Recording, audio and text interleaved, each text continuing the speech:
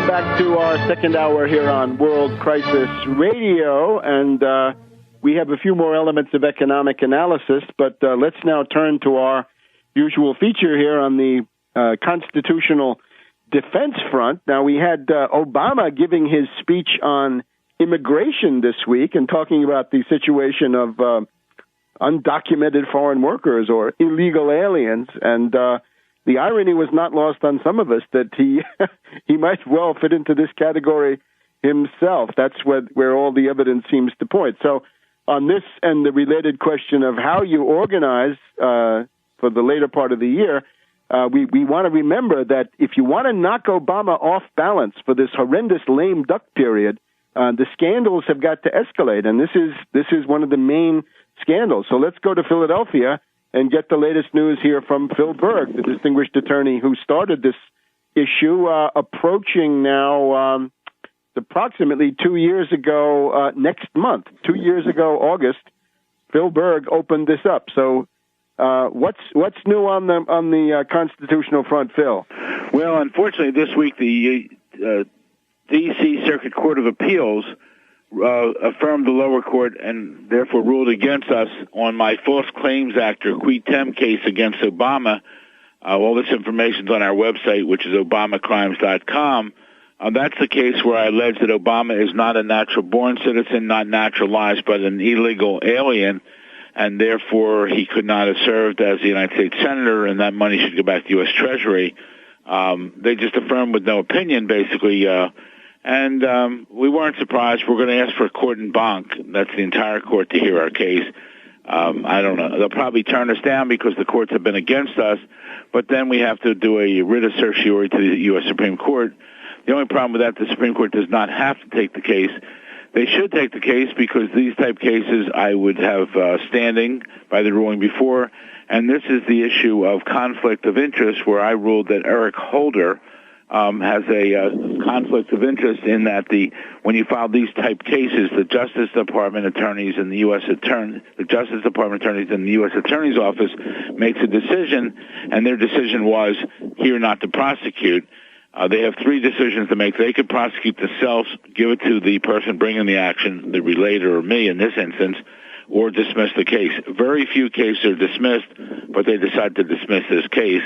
And I raised the issue, and I think it's paramount for your listeners to understand, I raised the issue of conflict of interest. And the reason even Eric Holder this past week, he went off to Afghanistan, the first attorney general ever to go into a war zone, I believe it is, or even out of the country to talk about anything political.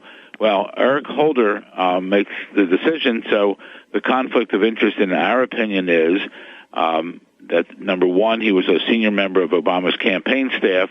Number two, he was one of three individuals selected by Obama to select a vice president and who selected Joe Biden. And then the third was that he was nominated and confirmed as Attorney General, which is the highest law enforcement officer in the country, who reports to the president.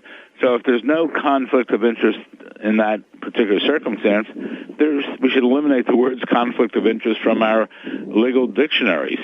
So it's really outrageous. It really is. But with this behind our belts and along with everything else he's saying, including his speech with immigration, I mean, the immigration speech, it's like Obama's in a different land. You know, he talks about things and, he paints a rosy picture, which are not the facts, and that's why he's dropping in the polls. We unfortunately don't have a date yet. I'm working with a Gary Krepp. I'm not sure if you know Gary from out in California, and I don't have his group name in front of me, but unfortunately he just had a quadruple bypass this week. We wish him well on that, but we're going to firm the date up soon, but we really feel we're going to have more and more people join in our effort. Right now it's going to be called the birth certificate, Obama birth certificate, eligibility, and Obamacare. And there's so many other things we can add to it, this immigration. I mean, what's he trying to do in immigration?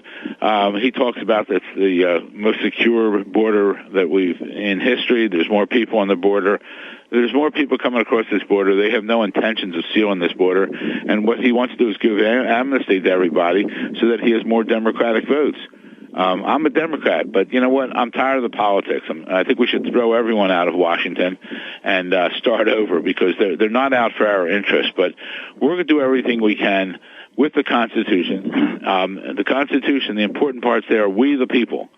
And the 10th Amendment, anything not dealt with anyplace else, goes back to we the people. And this is significant for everyone out there because whatever your issue is with Obama, it all reverts back to my issue. And my issue is not my issue, it's our issue, and that is that he's constitutionally ineligible to be president. Therefore, either through the court system or by public pressure, when we get Obama out of office, everything he's done since he's been in office is void or voidable, which is significant because he's really destroying our Constitution.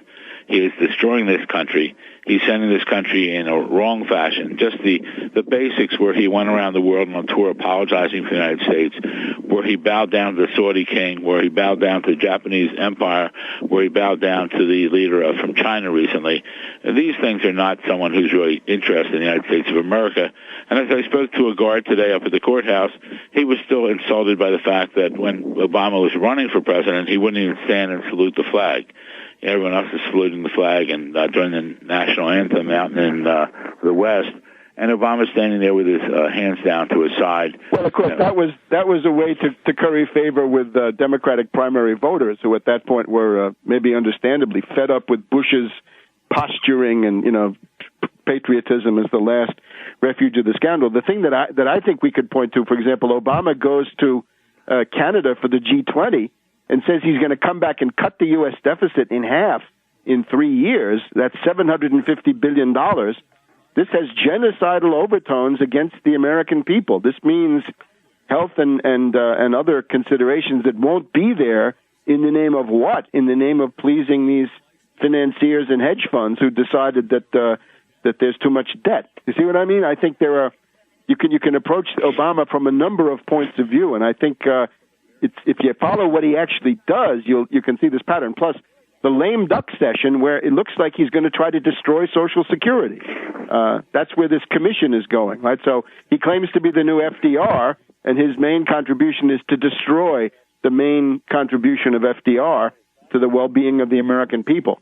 Well, he's going to try a lot, and that's why it's very significant that we rally together since we get this march together and have the largest march in Washington, D.C. history to force Obama out of office or to put so much pressure on that the Democrats, who in case they lose in the fall, everyone's talking during the time that their loss is between November and January, they're going to shove so many things through the Congress.